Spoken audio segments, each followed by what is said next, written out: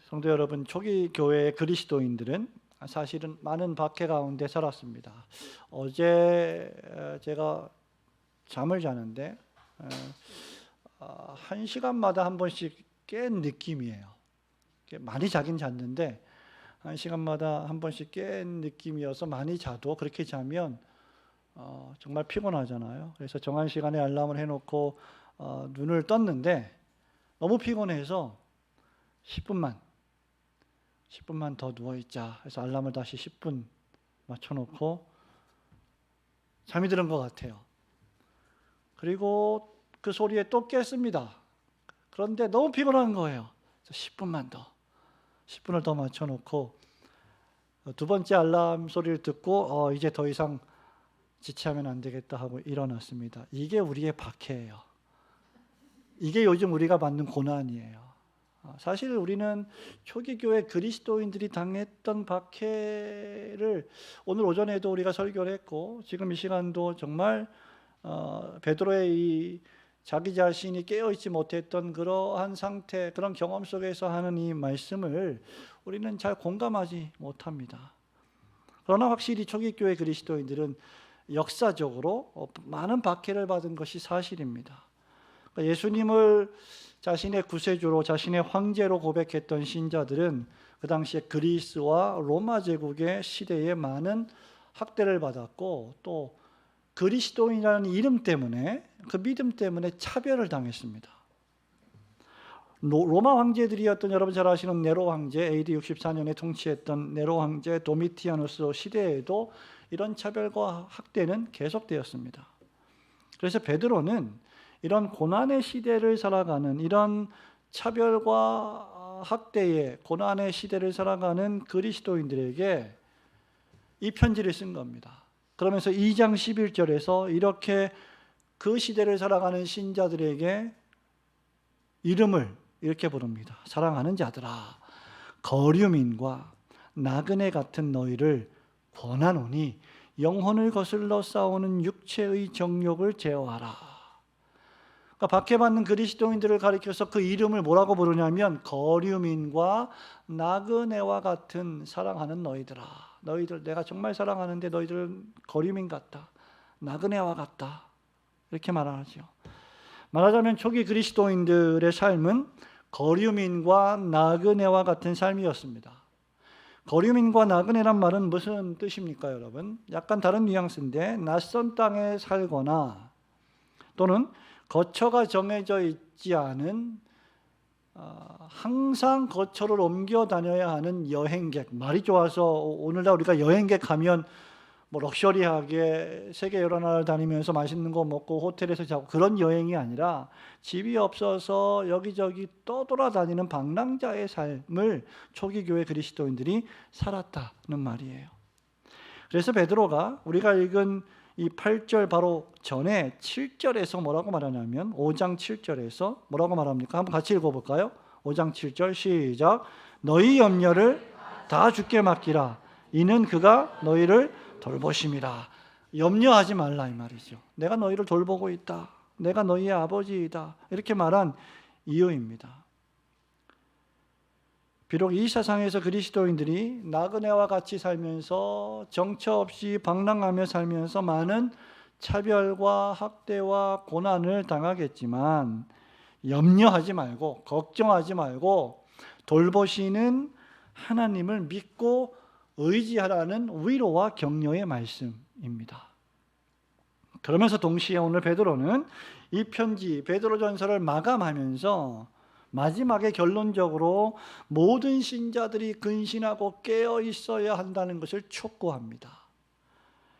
여기 근신하라, 깨어라는 단어의 문자적인 뜻은 정신을 바짝 차리고 철저하게 경계하고 있어라.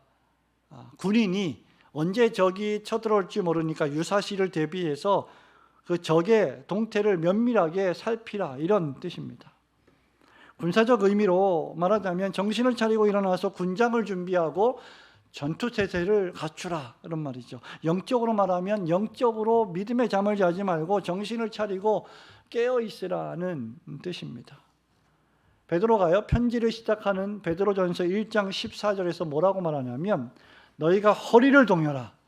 허리를 동인다는 말은 무엇인가 아주 신중한 일을 할 때 그 당시 유대인들의 풍습이 허리를 동이는 것이었습니다. 우리도 역시 마찬가지죠. 무슨 일을 할 때 허리를 동이죠.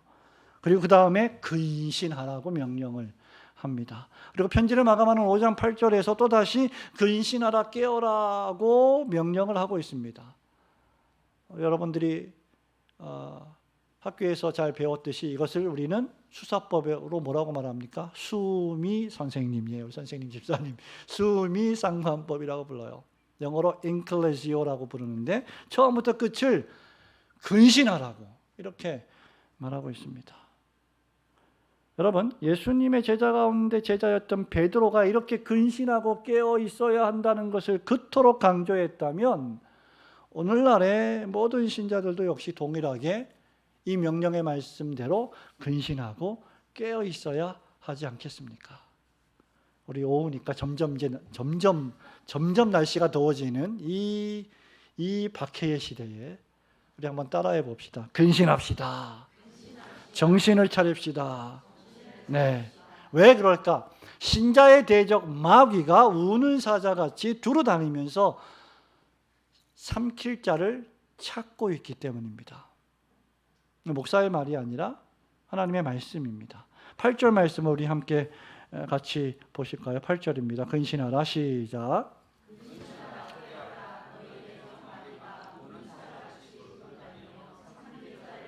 아멘. 예. 베드로가요, 신자들에게 근신하고 깨어있으라고 말하면서 곧바로 뭐라고 말하냐면 너희의 대적 마귀가, 너희를 못살게 구는 마귀가, 너희를 공격하려고 만반의 준비를 하고 있는 마귀가 돌아다니면서 삼킬 자를 찾고 있다고 말합니다.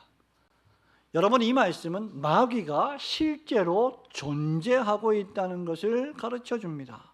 눈에 보이지 않지만 마귀는 실제로, 사단과 마귀가 하나님의 사람들의 믿음을 파괴하고 하나님을 불신시키고 하나님을 향한 영광과 경배의 믿음을 쓰러뜨리기 위해서 과거에도 활동을 했고 지금도 활동하고 있다는 사실을 알려줍니다. 사단과 마귀는 유다서 1장 6절에 따르면 어떻게 생겨났냐? 하나님이 선하게 창조하신 천사들 가운데 일부가 자기 지위를 지키지 아니하고 교만하여 타락한 천사가 바로 마귀 사단이 되었습니다. 그들의 죄는 하나님과 같이 되어보려는 교만의 죄였습니다. 그리고 겸손히 하나님을 섬기려는 백성들을 미혹하거나 또는 위협해서 믿음의 길을 이탈시키려고 하는 자들이 마귀의 존재입니다. 사단과 천사들은 마찬가지로 혈과 육을 가지고 있지 않습니다. 혈과 육의 모습으로 가장에서 나타날 수는 있지만 혈과 육을 가지고 있지 않은 영물입니다. 에베소서 6장 12절 말씀에 따르면 그래서 신자들이 정신을 차리고 싸워야 할 대상을 말하고 있는데 통치자들과 권세들과 이 어두움의 세상 주관자들과 그 다음 하늘에 있는 악의 영들을 상대합니다. 신자가 싸우는 싸움의 대상이 눈에 보이지 않는 악의 영들이라는 거죠. 사단 마귀는 공중 권세를 잡고 있는 하늘의 악의 영들입니다. 그런데 이 사단 마귀가 어떻게 하고 있다고요? 지금 우는 사자같이 두루다니며 삼킬 자를 찾는다고 했습니다. 여러분 종종 유튜브 영상에 보시면 중국에서 일어난 일인지 모르겠는데 어떤 관광객이 동물원에 가서 관광을 하다가 실수로 사자 우리에 떨어졌습니다. 사자 2마리의 공격을 받는 영상이 있어요. 여러분, 사자가 그냥 으르렁거리는 것만 봐도 이 앞에 지금 사자가 있다고 상상을 한번 해보시죠. 이 몸집, 집차만한 몸집의 사자가 이빨을 드러내면서 으르렁거리는 소리만 들어도 우리는 기겁하고 무서울 텐데 그 사자가 먹이를 사냥하여 삼킬 먹이를 찾고 있다는 모습을 본다면 얼마나 그것이 더 잔인하고 무섭겠습니까?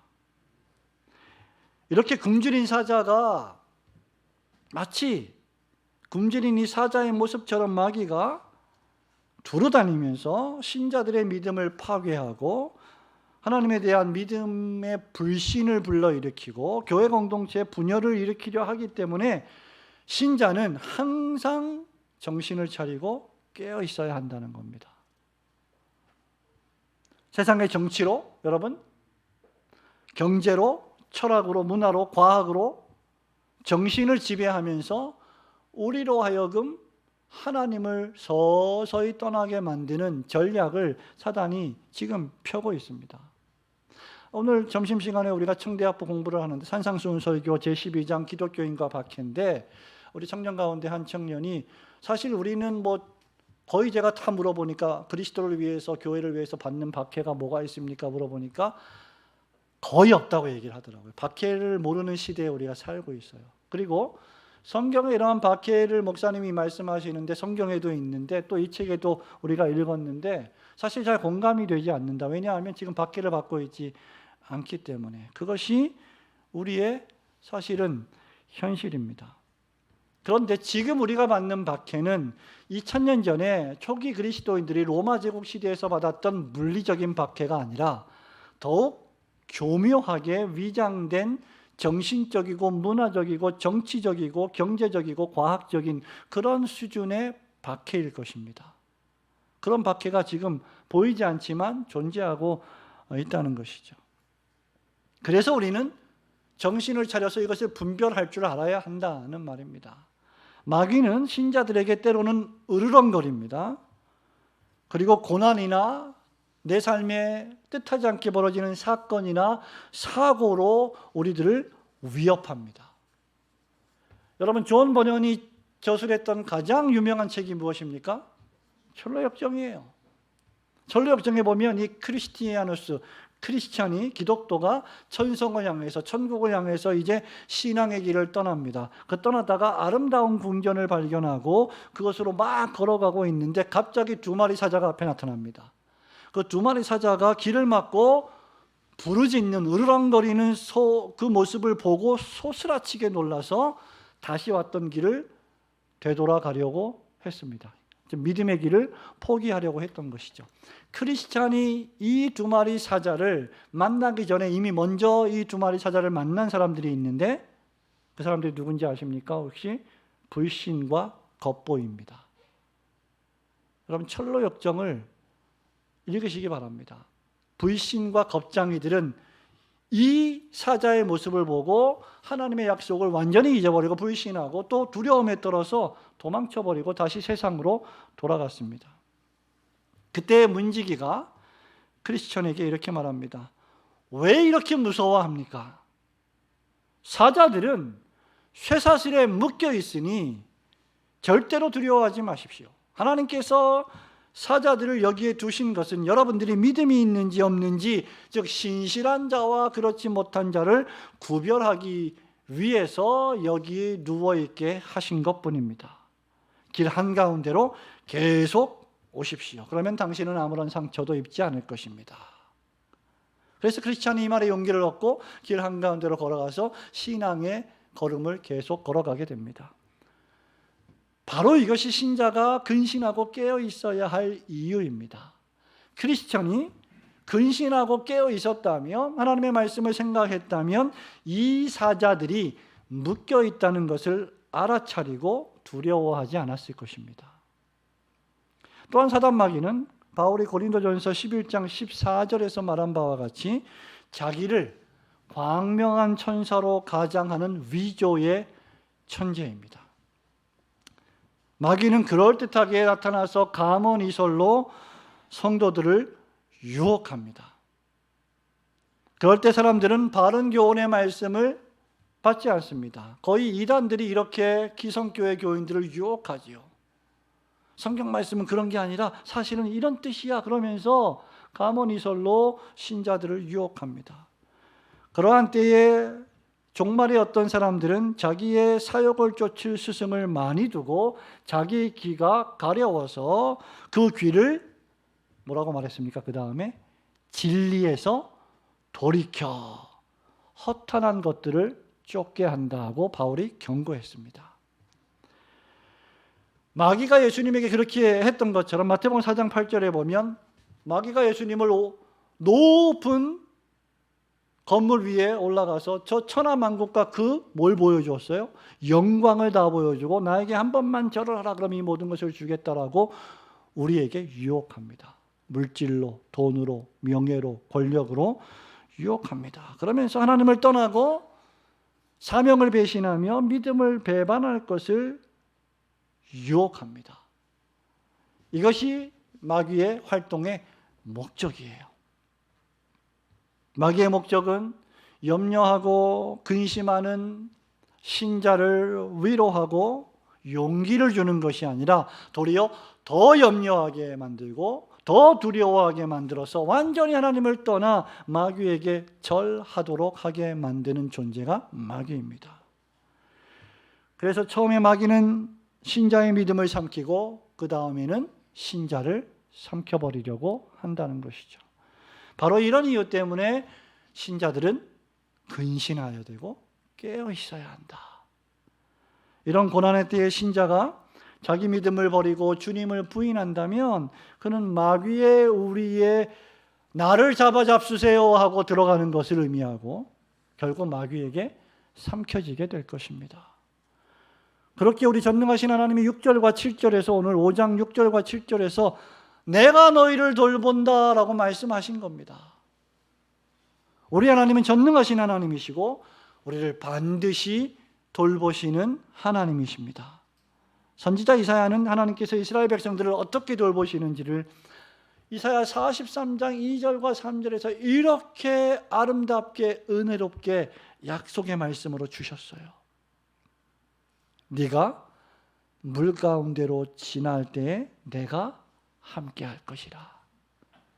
강을 건널 때에도 물이 너를 침몰하지 못하게 할 것이다.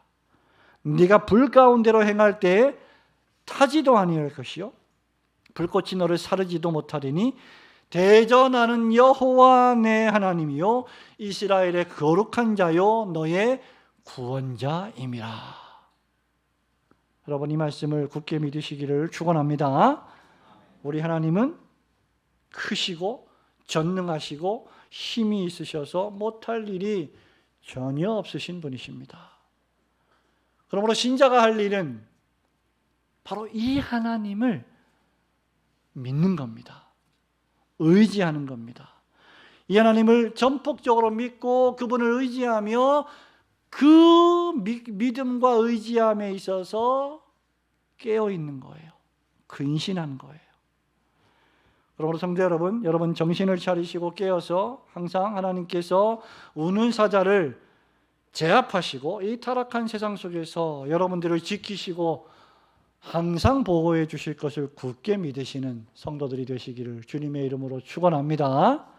두 번째로 왜 우리가 근신하고 깨어 있어야 합니까? 우리가 깨어 있어야 근신해야 우리의 믿음을 대적하는 마귀를 대적할 수 있기 때문이죠. 우리가 깨어서 믿음을 굳건하게 해야 마귀를 대적할 수 있기 때문입니다. 9절 말씀을 우리 함께 다시 볼까요? 5장 9절입니다. 너희는 시작.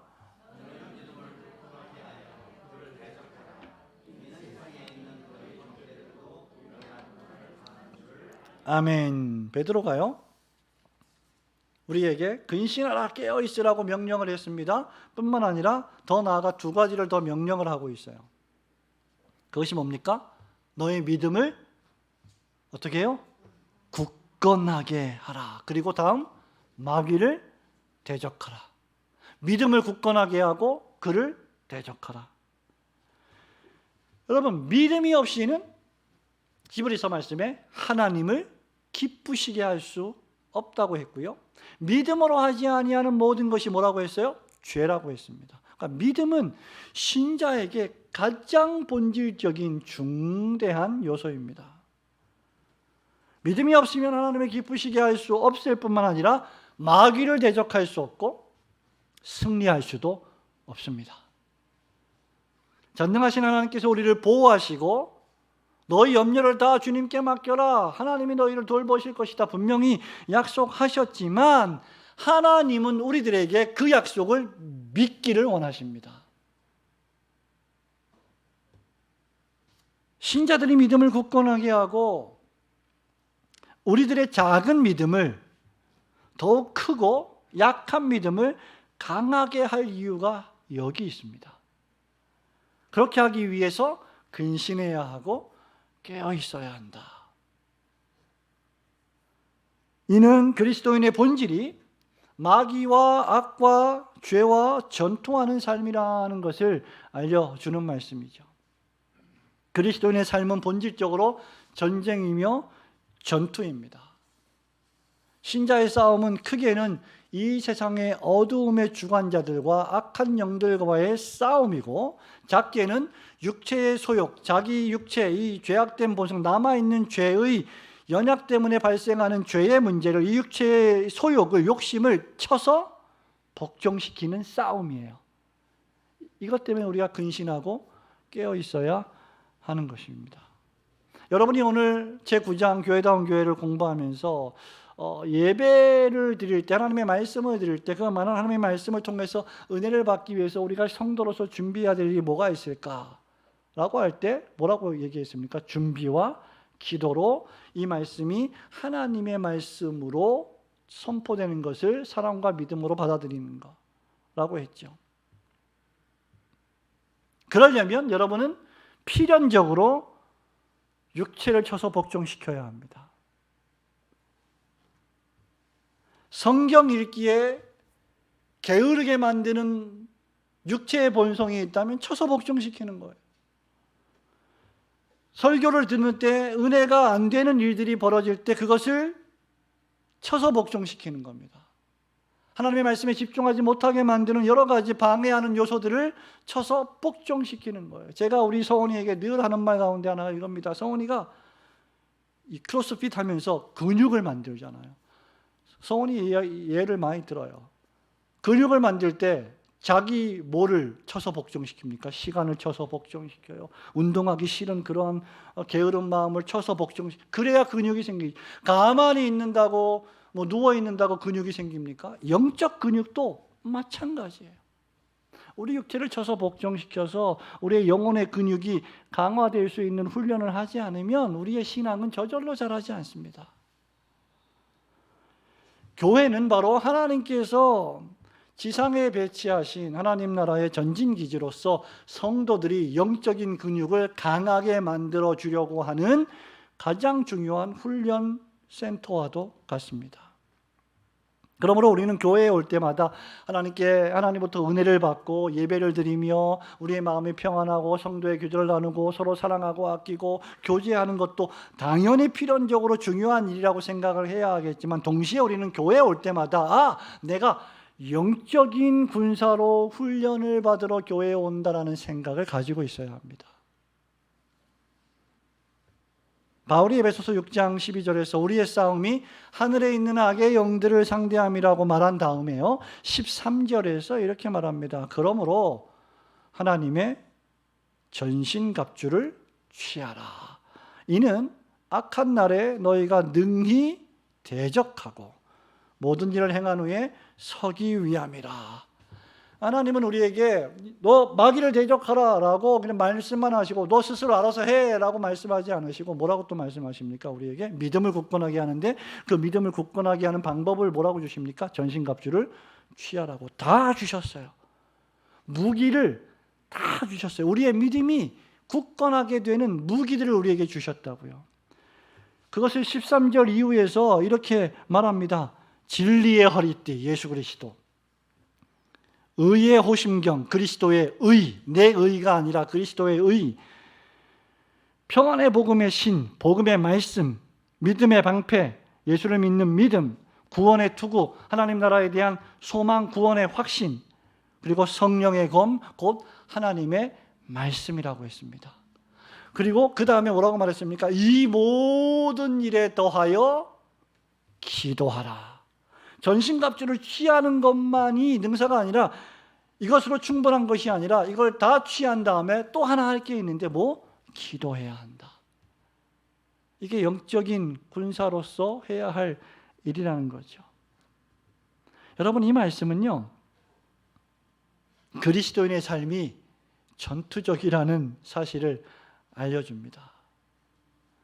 그런데 오늘날 우리는, 또 교회는, 신자들은 이러한 본질을 잊어버렸습니다. 왜냐하면 우리가 너무나 평화로운 시대에 지금 살고 있기 때문이죠. 요즘 같은 시대에 전쟁이 어디 있냐라고 말합니다. 근데 여러분, 우크라이나와 러시아 전쟁이 그냥 괜히 시작이 됐습니까? 언제 어느 때라도 전쟁은 시작될 수 있는 겁니다.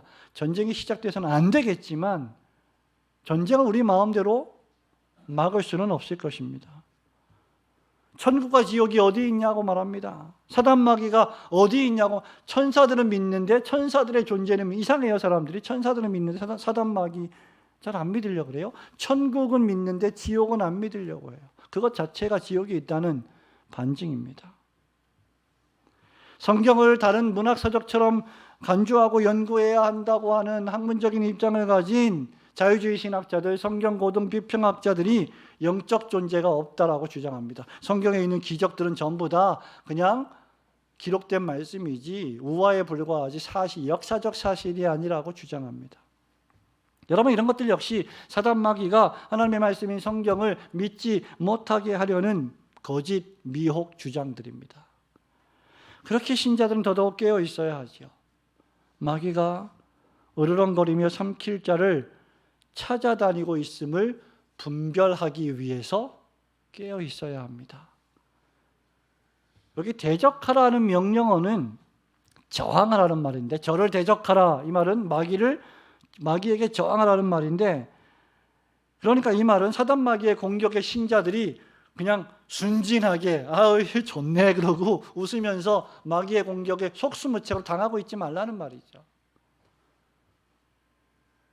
신자들이 우는 사자와 같이 삼킬 자를 찾는 마귀의 공격에 유순하고 온순한 태도를 견지한다면 마귀를 대적하기는커녕 오히려 사로잡히게 될 겁니다.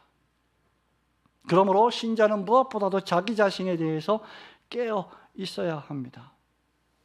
자신이 지금 영적 침체에 빠져 있지는 않은지 각자가 돌아보아야 합니다. 영적으로 무관심한 상태에 있지는 않은지를 살펴야 합니다. 영적으로 무감각해서 이 세상이 어떻게 돌아가든지 난 상관없이 그냥 하루하루 먹고만 살 거야 라고 생각하는 것은 참된 신자의 영적 상태가 아닙니다. 그러므로 신자는 영적 나태의 잠을 깨뜨리고 깨어서 일어나야 합니다. 만일 우리가 교회에 출석하고는 있지만 그저 의무감으로 종교적으로 옛날부터 해왔으니까 마지못해서 왔다 갔다 한다면 그런 활동은 전혀 유익하지 못할 것입니다. 우리가 이름만 그리스도인일 뿐, 명목적 그리스도인일 뿐 경건의 능력은 만약에 체험하지 못하고 있다면 그것도 우리에게 영적으로 도무지 유익이 안 될 겁니다. 성도 여러분, 예를 들어서 여러분의 삶에, 인생에 어떤 심각한 위기가 닥쳐왔다고 한번 가정을 해보십시오. 그러면 여러분은 낮잠을 자고 있겠습니까? 여러분 누워 있겠습니까? 예를 들면 뜻하지 않게 내가 질병에 걸렸다면 여러분은 정신을 차리고 그 병을 고치려고 사력을 다할 것입니다. 백방을수소문할 겁니다. 여러분의 사업에 만일 큰 위기가 봉착했다면 정신을 차리고 온 집중을 다해서 그 위기를 극복하려고 방법을 강구할 것입니다. 그렇지 않겠습니까? 여러분의 자녀들이 어떤 위험에 처해 있다면 부모된 여러분들은 수단 방법을 가리지 않고 그 자녀를 구하기 위해서 백방으로 애를 쓸 것입니다. 그렇다면 여러분은 여러분의 영혼의 나태하고 게으른 상태에도 역시 그처럼 민감하게 깨어 있어야 합니다. 여러분의 전체 신앙의 인생의 여정에서 70년, 60년, 50년, 40년, 30년, 20년의 신앙의 여정에서 영적으로 여러분이 가장 민감했던 시기를 한번 회상해 보시기 바랍니다. 내가 정말 가장 뜨거웠던 시간을 한번 회상해 보시기 바랍니다. 여러분의 신앙의 여정 속에서 항상 오늘이, 항상 현재가 가장 영적으로 민감하고 뜨거워야 하겠지만 만약에 그렇지 못하고 있다면 그때를 한번 기억해 보시기 바랍니다. 그때 그 상태처럼 지금도 여러분이 깨어 있습니까? 사단 마귀가 우는 사자같이 두루다니며 삼킬 자를 찾고 있다는 말은 우리의 영적인 전투가 현재 진행형이라는 뜻입니다. 그러므로 깨어 있어야 합니다. 왜 깨어 있어야 할까? 우리들이 육체적으로 연약한 존재이고 시험에 들기에 아주 취약한 구조를 가지고 있는 사람들이기 때문입니다. 우리 예수님이 겟세마네 동산에서 기도하실 때 그 중대한 십자가를 지닌 사역을 앞두고 기도하실 때 제자들에게 기도하라고 했습니다. 그러면서 다시 오셔서 마태복음 26장 40절에서 너희들이 나와 함께 한 시간도 깨어 있을 수 없더냐. 어떻게? 이렇게 한 시간도 나와 함께 깨어 있을 수 없더냐. 시험에 들지 않게 깨어 있어 기도하라. 마음에는 원이로되 육신이 약하도다. 여러분, 설교자가요, 설교하다가 육신이 약해서 졸면 어떻게 되겠습니까?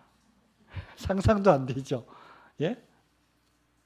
육신이 약하면 그럴 수 있습니다. 저는 옛날에 학생 때 교수님이 강의하다가 앉아서 강의하다가 주무시는 교수님을 봤어요. 강의를 하다가 학생들한테 책을 읽히고 이렇게 있는데 주무시다. 얼마나 피곤하며. 예, 그럴 수 있습니다. 한 시간도 깨어 있을 수 없더냐라고 주님이 물으십니다. 그리고 시험에 들지 않게 깨어 있어 기도하라. 마음은 원인데 우리 육신이 약하다. 그래서 우리가 우리의 육신을 쳐서 복종시켜야 하고 영적인 훈련을 해야 하고 우리의 믿음이 더욱더 굳건해지도록 여러 가지 방법들을 강구해야 하는 것이죠. 솔로몬 왕이 잠언 6장 10절 11절에서 이렇게 말합니다.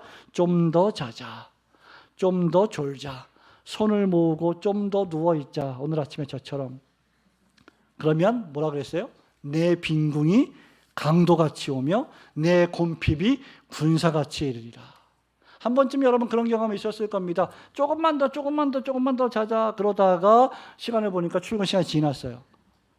난리가 난. 그래서 전화해서 반차 내고 월차 내고 이렇게 하는 경험도 있을 것입니다. 신자가 영적인 잠을 오래 자면 영적 빈곤함이 강도같이 오고 영적 무기력이 군사같이 임할 텐데 그러면 마귀를 대적할 수 없습니다. 베드로가 마귀를 대적하기 위해서 엄청난 저항을 하거나 전투를 하라고 말하지 않습니다. 오늘 본문의 말씀에서 딱 한 가지 말하고 있어요. 믿음을 어떻게 해요? 믿음을 굳건하게 하여. 우리가 마귀를 대적하는 방법은 자기 믿음을 굳건하게 만드는 겁니다. 내 믿음을 강하게 하는 거예요. 여러분, 우리 몸이 근육이 없고 살만 많으면 힘을 발휘하지 못합니다. 영적으로도 마찬가지죠. 영적 근육을 만드는 힘을 길러야 하는데 그 길은 하나님의 말씀을 깊이 묵상하고 매일 기도하는 것입니다. 이런 일을 잊고 지내는 것은 너무나 쉬운 일입니다. 우리는 너무나 쉽게 변명을 합니다. 목사님, 성경을 읽을 시간이 없습니다. 기도할 시간이 없습니다. 바쁜 일이 참 많습니다. 예, 다 맞습니다. 그래서 루터는 더 기도한다고 했어요. 필요합니다. 지쳤습니다. 잘 모르겠습니다. 어렵습니다. 그래서 쳐서 복종시켜야 돼요. 마귀에 저항하는 일은 하나님을 믿는 일이고 그 믿음을 굳건하게 하는 것은 말씀과 기도입니다. 청년이 무엇으로 그 행실을 거룩하게 하리까? 여호와의 말씀과 기도뿐입니다. 말씀과 기도를 게을리 하면 시험에 빠지기 쉽습니다. 자기 믿음이 굳건하지 못하면 시험에 들 가능성이 점점 커집니다. 하나님 앞에 은혜 받는 방편인 예배를 소홀히 하고 말씀 읽기와 듣기를 소홀히 하고 기도를 전혀 하지 않는 교인들은 모든 영적 영양소들이 풍성하게 제공되어 있는 이 주의를 소홀히 여기는 교인들은 영혼의 장날을 맞아서 자기 영혼에 필요한 영양소를 공급받지 못하기 때문에 세상 풍파와 염려와 시험거리로 자신이 자신의 믿음을 건사하기조차 힘들어지게 됩니다. 그러므로 성도 여러분, 우리 신자는 할 수만 있으면 주일을 소중히 여기고 예배를 최고의 가치로 여기며 예배 시간에 선포되는 말씀을 통하여 나의 영혼이 은혜를 받고 내 믿음을 굳건하게 할 수 있도록 최선의 노력을 기울여야 합니다. 여러분이 매일매일 아침, 점심, 저녁으로 밥을 먹는 것처럼 리딩 지저스의 순서에 따라서 에스라, 느헤미야, 에스더, 욥기, 시편, 잠언의 말씀이 이 매일매일 하루 4장씩 있는 말씀을 마치 내 영혼의 양식과도 같다라고 여기면서 받아 먹어야 됩니다. 읽고 먹어야 합니다. 묵상하며 먹어야 합니다. 생명의 양식, 영혼의 양식으로 먹을 줄 알아야 합니다. 그래야 믿음이 굳건해져요.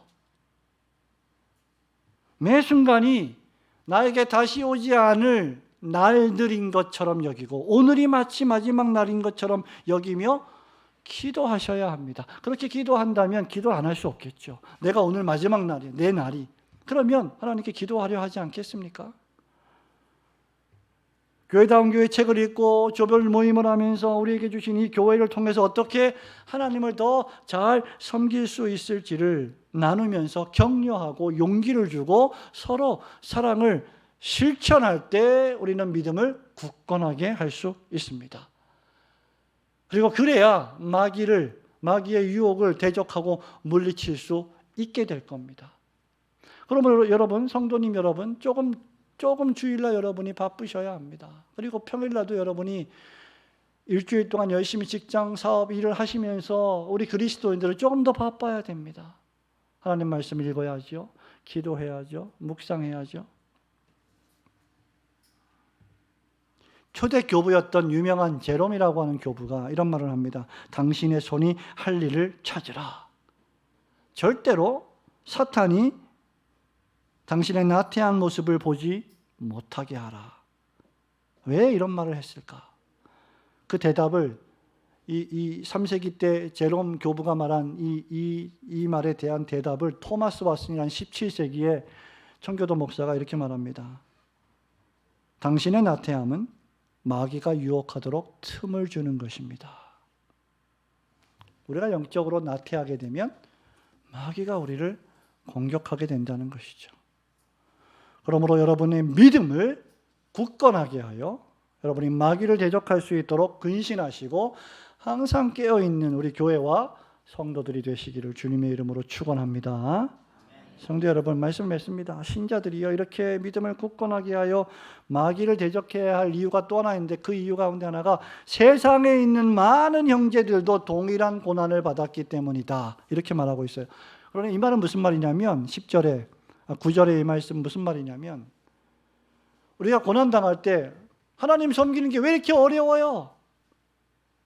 어려운 사건, 사고들이 벌어질 때 예수를 믿는데 왜 힘든 일이 생겨요? 라고 할 때 우리 앞에 있는 신앙의 선배들도 동일한 고난을 당했다. 이것이 하나님의 뜻이다. 이런 방법을 통해서 너희들이 이 세상을 소망하지 않고 하나님 나라를 소망하게 하려는 하나님의 섭리이다. 이것을 우리에게 가르쳐 주는 것입니다. 그리고 10절 말씀처럼 모든 은혜의 하나님께서 그리스도 안에서 우리를 부르셔서 그분의 영원한 영광에 들어가게 하시기 위하여 어떻게 해요? 잠깐 고난을 당한 우리를. 우리가 볼 때는 이게 엄청나게 크고 길고 힘든 고난인 것처럼 보이지만 하나님이 보실 때는 잠깐이에요. 그리고 우리는 비로소 많은 시간이 흐른 다음에 그게 잠깐이었구나. 그게 별거 아니었구나. 그게 이러한 목적으로 하나님이 나를 단련시키시려고 고난을 주셨구나. 하나님 나라를 더 소망하라고 그런 일을 허락하셨구나라고 깨닫게 되겠죠. 그래서 잠깐 고난을 당한 우리를 그 다음 뭐라 그랬어요? 친히 온전하게 하시고 굳건하게 하시며 터를 견고하게 하실 것이다. 신자의 승리는 보장되어 있습니다. 여러분에게 궁극적 패배란 존재하지 않습니다. 그리스도인은 마침내 승리할 것입니다. 그러나 그때까지 신자는 깨어 있어야 합니다. 근신해야 합니다. 여기 8절에 근신하라 깨어라는 이 두 명령어에 헬라어 원어가 시제가 문법적으로 시제가 부정과거형이라는 시제가 있습니다. 헬라어 문법에. 여러분 다 모르셔도 됩니다. 근데 이 뜻이 뭐냐면 부정과거형인데 이 문법의 뜻은 과거나 현재나 미래에 걸쳐 있는 모든 상태를 뜻해요. 그러니까 근신하라 깨어라는 이 상태는 뭐냐면 과거에도 그랬듯이 지금도 그렇고 앞으로도 미래도 주님 오실 때까지 항상 근신하고 항상 깨어 있어야 한다는 뜻입니다. 목사님, 너무 엄격한 거 아닙니까? 이래갖고 어떻게 우리 숨쉬고 살 수 있겠습니까? 그게 우리가 숨쉬고 사는 방법이에요. 그게 우리의 존재의 이유예요.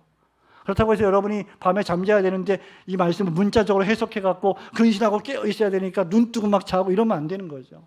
그렇게 오해하시면 안 되죠. 참 자야 됩니다.